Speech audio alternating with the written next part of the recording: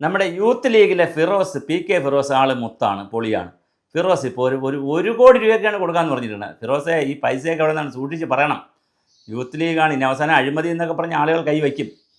നിങ്ങൾ പിരിച്ചു കൊടുക്കൂ. എവിടെ നിന്നാണ് കൊടുക്കുന്നത്? 1 കോടി രൂപയാണ് പറയുന്നത്, ചെറിയ പൈസയല്ല. നമ്മുടെ മുസ്ലിം ലീഗിലെ PK ഫിറോസ് ഇപ്പോൾ ഒരു വെല്ലുവിളിയായിട്ട് വന്നിരിക്കുകയാണ്. അതായത് വയനാട് മുണ്ടകൈ ചൂരൽമല പ്രദേശങ്ങൾക്ക് ഉരുൾപൊട്ടിയതിന് ശേഷം 1 വർഷം കഴിഞ്ഞു. ജൂലൈയിലായിരുന്നല്ലോ, 1 വർഷം കഴിഞ്ഞല്ലോ. 1 വർഷം കഴിഞ്ഞപ്പോൾ എവിടെ ഈ ടൗൺഷിപ്പ് എവിടെ എന്നാണ് ഫിറോസിൻ്റെ ചോദ്യം. അപ്പോൾ ടൗൺഷിപ്പ് എവിടെയെന്ന് കാണിച്ചാൽ അവർക്ക് 1 കോടി രൂപ കൊടുക്കാമെന്നാണ് പറഞ്ഞിരിക്കുന്നത്. എന്ന് മാത്രമല്ല, ഈ മാസം പിന്നെ കളക്ട്രേറ്റിലേക്ക്, ചൂരൽമലയിൽ നിന്ന് കളക്ട്രേറ്റിലേക്ക് യാത്രയും വെച്ചിട്ടുണ്ട്. അപ്പോൾ വലിയ സമരത്തിലേക്കാണ് ലീഗ് പോകുന്നത്. ലീഗ് കുറേ കെട്ടിടം വെച്ച് കൊടുക്കാമെന്ന് പറഞ്ഞ്, വീടുകൾ വെച്ച് കൊടുക്കാമെന്ന് പറഞ്ഞിട്ട് സ്ഥലം വാങ്ങി ലീഗിൻ്റെ പണി നടക്കുന്നുണ്ട്. യൂത്ത് കോൺഗ്രസ് കുറച്ച് വെച്ച് കൊടുക്കാമെന്ന് പറഞ്ഞ് അവർ 2 കോടി എന്ന് പറഞ്ഞ് 80 ലക്ഷം ഒന്ന് പിരിച്ച് ബാക്കി പിരിക്കുമെന്നൊക്കെ പറയുന്നു. അവരെന്തായാലും പിരിച്ച പൈസ ഒരു പൈസ പോലും എടുത്തിട്ടില്ല എന്ന് രാഹുൽ മാങ്കൂട്ടത്തിൽ പറയുന്നു. മുഴുവൻ പൈസ ബാങ്കിൽ ഇട്ടിരിക്കുന്നു, അല്ലാതെ അക്കൗണ്ടിൽ വന്ന പൈസ ഇട്ടിട്ടുണ്ട്, ഞങ്ങളൊന്നും തൊട്ടിട്ടില്ല എന്ന് പറയുന്നു. പിന്നെ ഇയാളൊരു 5 കോടി അടിച്ചു മാറ്റി എന്നുള്ള കഥ പറയുന്നത്. ഇങ്ങനെ പല വാദങ്ങളും രാഹുൽ മാങ്കൂട്ടത്തിന് വേണ്ടി എതിരായിട്ടൊക്കെ വന്നിട്ടുണ്ട്. എന്തായാലും രാഹുൽ മാങ്കൂട്ടത്തിൽ ഒരു പൈസ എടുത്തിട്ടില്ല എന്നുള്ളതാണ് അദ്ദേഹത്തിൻ്റെ പത്രസമ്മേളനത്തിൽ അദ്ദേഹം പറഞ്ഞിരുന്നത്. അത് നമുക്ക് മുഖവിലേക്ക് എടുക്കാം. ഒരു യൂത്ത് കോൺഗ്രസിൻ്റെ സംസ്ഥാന പ്രസിഡന്റ് പത്രസമ്മേളനത്തിൽ വന്നിട്ട് ബാങ്ക് അക്കൗണ്ട് ബുക്കും കാണിച്ച് ഇതാ നോക്കൂ, കിട്ടിയ പണം മുഴുവൻ ഇതിനകത്ത് ഇട്ടിട്ടുണ്ടെന്ന് പറയുമ്പോൾ പിന്നെ അതിനകത്ത് ബാക്കി വരുന്ന ട്രോളൊക്കെ നമുക്ക് കളയാം. അതവിടെ നിൽക്കട്ടെ. എന്തായാലും PK ഫിറോസ് വളരെ കൃത്യമായി പറഞ്ഞിരിക്കണം വയനാട് പാക്കേജ് എന്ത് നടന്നു.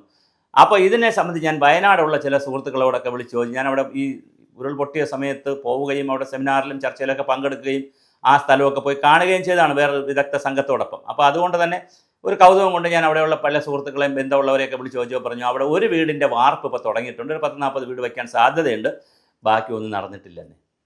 780 കോടി രൂപയോ മറ്റോ പിന്നെ ജനങ്ങളിൽ നിന്ന് തന്നെ വയനാടിന് വേണ്ടി ദുരിതാശ്വാസ നിധിയിലേക്ക് കിട്ടി. അതൊരു 400 കുടുംബങ്ങളാണ് അവിടെ ഉള്ളത്. അവർക്ക് 2 കോടി രൂപ വെച്ച് കൊടുത്തെങ്കിൽ കഥ തീർന്നിന്, അവരെവിടെയെങ്കിലും ഭൂമിയിൽ പോയി ജീവിച്ചേനെ.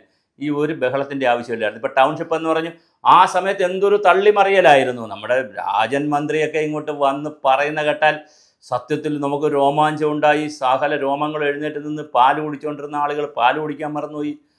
ചായ കുടിച്ചുകൊണ്ടിരുന്നവർ ചായ കുടിക്കാൻ മറന്ന് ചായയൊക്കെ തണുത്ത് പിന്നെ ചായ എടുത്ത് കളയേണ്ടി വന്ന് ഭക്ഷണം കഴിച്ചില്ല ആളുകൾ. ഇങ്ങനെ രോമാഞ്ചം കൊള്ളുകയാണ്. കാര്യം മന്ത്രിയല്ലേ വന്ന് പറയുന്നത്. പിന്നെ മുഹമ്മദ് റിയാസ് വന്ന് പറയുന്നു. മുഹമ്മദ് റിയാസ് വലതുവശത്ത്, രാജൻ ഇടതുവശത്ത്, പിന്നെ കളക്ടർ എന്ന് പറയുന്നത് അതൊക്കെ പറഞ്ഞാൽ പിന്നെ വേറെ ഒരുപാട് പറയേണ്ടി വരും. കളക്ടർ, പിന്നെ ബന്ധപ്പെട്ട എല്ലാവരും, MLA മാർ, പഞ്ചായത്തിൻ്റെ ആളുകൾ എല്ലാവരും കൂടി ഇരുന്ന് പറഞ്ഞ് മറക്കുകയാണ്. അണ്ടിപ്പരിപ്പൊക്കെ കഴിച്ച് അല്ല സുഖമായിട്ട് പിന്നെ ചായയൊക്കെ കുടിച്ച് ജ്യൂസൊക്കെ കുടിച്ച് അങ്ങനെ തീരുമാനിക്കുകയാണ് നമ്മളിത് ലോകം മാതൃകയാക്കും, ലോകത്തിലെ ഒന്നാമതാക്കി കളയും വയനാടിനെ. പിന്നെ വയനാടോട് ലോകത്തിലെ ചിലപ്പോൾ ട്രംപ് വരെ സുഖവാസത്തിന് വരുന്നത് ചിലപ്പോൾ ചൂരൽമലയിലായിരിക്കും. കാരണം ഇങ്ങനെ ഒരു ടൗൺഷിപ്പ് ഉണ്ട് ലോകത്ത്.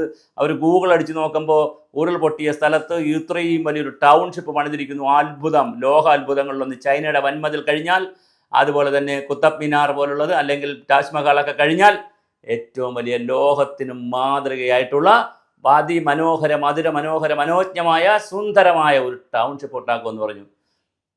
മലപ്പുറം കത്തി കാസർഗോഡ് കാദർബായി എന്ന് പറഞ്ഞതുപോലെ ഒന്നും നടക്കുന്നില്ല. കുറച്ച് വീടുകൾ വയ്ക്കുമായിരിക്കും പരമാവധി അവിടെ.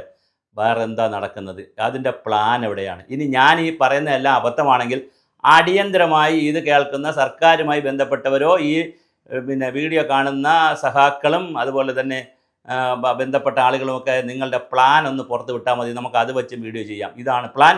ഈ പറഞ്ഞതിനെല്ലാം സുല്ല് മാപ്പ് നമുക്ക് ഇതാണ് പ്ലാൻ എന്ന് പറയാം. പക്ഷേ എന്തായാലും ഇപ്പോൾ പോകുന്ന ഈ പോക്കാണെങ്കിൽ ഈ കുഞ്ഞ് വളരുന്നത് കാണുമ്പോൾ അറിയാം.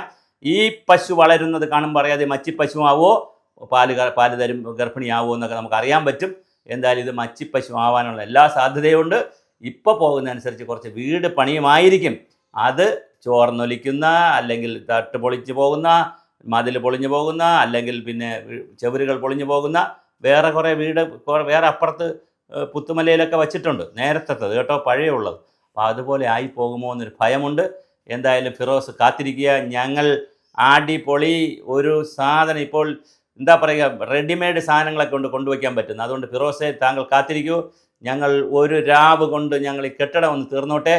ഒരു രാവ് കൊണ്ട് അല്ലെങ്കിൽ 2 രാവ് കൊണ്ട് ഞങ്ങളവിടെ ആർട്ടിഫിഷ്യൽ ഇൻ്റലിജൻസ് ഉപയോഗിച്ച് മനോഹരമായ ഒരു ടൗൺഷിപ്പ് ഉണ്ടാക്കും. അത് ഫിറോസിന് അയച്ചു തരാം.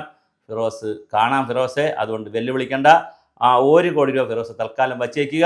പിരിച്ചിട്ടെങ്കിൽ പിരിക്കാനൊന്നും പോണ്ട. എന്തായാലും ഫിറോസെ, ഞങ്ങൾ പറഞ്ഞാൽ അതുപോലെ ചെയ്യാൻ പറ്റാത്തതൊന്നും ഞങ്ങൾ പറയാറില്ല. പറയുന്നത് പലതും ഞങ്ങൾ ചെയ്യാറുമില്ല.